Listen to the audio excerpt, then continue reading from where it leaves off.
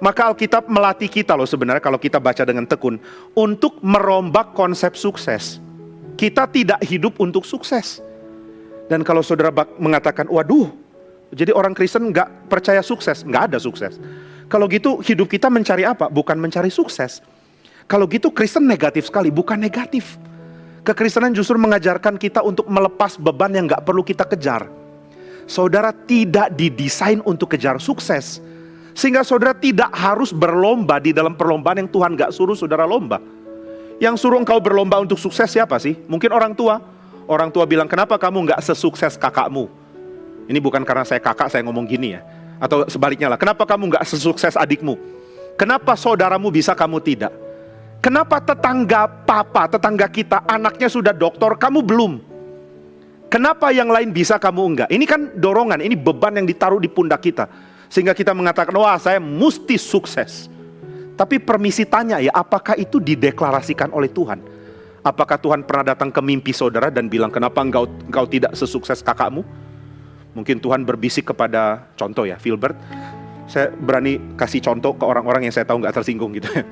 Misalnya Tuhan berbisik ke Filbert, kenapa engkau tidak sesukses tetanggamu? Tetanggamu sudah pakai Rolex, kamu masih pakai Tissot, itu misalnya contoh. Lalu dia tergerak, saya harus kerja mati-matian untuk beli Rolex. Nggak mungkin. Kalau itu benar didengar oleh Filbert, itu bukan Tuhan. Tuhan nggak akan pernah suruh kita kejar sukses dengan membandingkan kita dengan orang lain di dalam versi sukses dunia ini. Jadi justru Alkitab melepaskan beban yang nggak harusnya saudara pikul. Pikulan yang akan dibebankan oleh orang tua bilang kamu mesti sukses. Atau mungkin kalimat yang dulu zaman saya masih SMP ya, ada filmnya, ada seorang papa yang mengatakan sudah berapa hektar tanah gua jualin, kelar kuliah belum kelar-kelar gitu. Ini beban besar. Tapi ya harap jangan pakai kalimat saya untuk menjustifikasi saudara yang gak kelar-kelar kuliah ya. Beresinlah kuliahmu.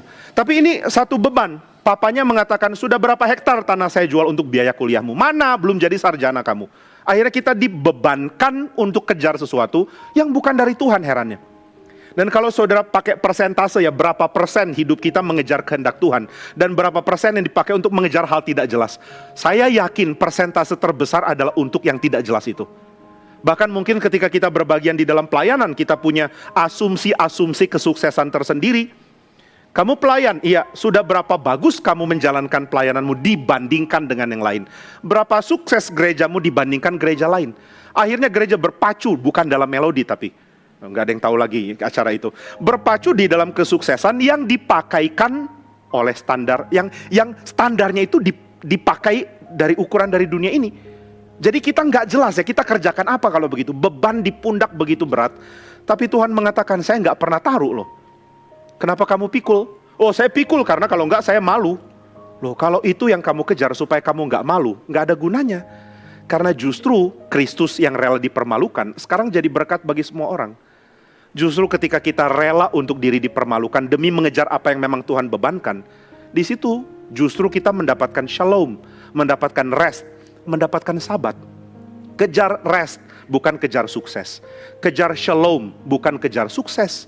Karena kejar sukses dan kejar shalom itu seringkali bertentangan. Nah itu sebabnya kalau saudara baca Nehemia di dalam perspektif sukses, saudara akan mengatakan Nehemia gagal. Kenapa gagal ya? Memang Mesias belum datang, dia mesti gagal dulu. Tapi kalau saudara lihat dari beban yang Tuhan tetapkan kepada Nehemia, saudara akan menemukan Tuhan mengatakan Nehemia, mari berbagian di dalam rest.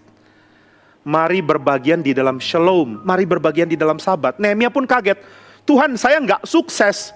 Dan Tuhan mengatakan, apa itu sukses? Nehemia mengatakan, sukses itu berarti kalau saya punya pengaruh bagus sebagai pemimpin untuk bikin imam-imam bertobat. Tapi enggak Tuhan, di akhir pelayananku imam masih sembarangan. Bahkan ada di antara mereka yang bikin bilik di tempat kudus untuk orang kafir. Saya kecewa sekali, saya gagal Tuhan. Tapi Tuhan akan mengatakan, memang saya enggak minta kamu untuk kerjakan itu. Maka sekarang mari masuk ke dalam shalom. Jadi saudara sekalian, kita diberikan kelegaan oleh Tuhan. Tuhan Yesus sendiri mengatakan begitu. Ikutlah aku dan kamu akan memperoleh kelegaan. Tuhan Yesus nggak pernah bilang ikutlah aku dan kamu akan dapat tambahan beban. Bahkan beban yang ditambahkan pun adalah beban yang enak dan ringan. Kuk dan beban yang enak dan ringan. Nah ini menjadikan kita sukacita ikut Tuhan. Nggak ada tambahan beban apapun. Nah ini yang disadari Martin Luther di dalam tema pembenaran oleh iman. Dia sadar Tuhan hadir untuk ambil beban, bukan untuk tambah ekstra beban. Maka saudara, reformasi itu sangat kritis terhadap sakramen-sakramen yang kebanyakan. Akhirnya kan kita cuma terima 2 sakramen, baptisan dan perjamuan kudus. Kalau ditanya kenapa sih sakramen ada begitu banyak, di-cut oleh kekristenan. Apa orang Kristen gak suka Tuhan hadir? Tuhan hadir itu kan lambang, itu kan sesuatu yang sebenarnya dinikmati dalam sakramen. Kenapa sekarang cuma 2? Jawabannya simple, karena sakramen dilayani oleh gereja. Kalau semua dijadikan sakramen, berarti gereja mesti berperan di situ. Nah, akhirnya gereja merajalela. Ini yang dikhawatirkan oleh para reformator. Makin gereja merajalela, sakramen jadi beban. Nah, ini sesuatu yang disadari oleh Calvin, oleh Luther dan lain-lain. Bahkan Luther menekankan, Calvin menekankan bahwa ketika gereja berbagian tapi gereja tidak mengerti apa itu pembenaran oleh iman, yang mereka bisa lakukan adalah tambahan beban, extra burden, tambahan penderitaan untuk dipikul. Nah, maka ketika gereja mengatakan kamu bisa jadi milik Tuhan asal kamu melakukan hal-hal ini. Hal-hal ini jadi beban tambahan yang bukan dari Kristus. Dan ini yang harus kita lihat ya. Jadi sekali lagi, beban untuk menjadi sukses bukan dari kitab suci.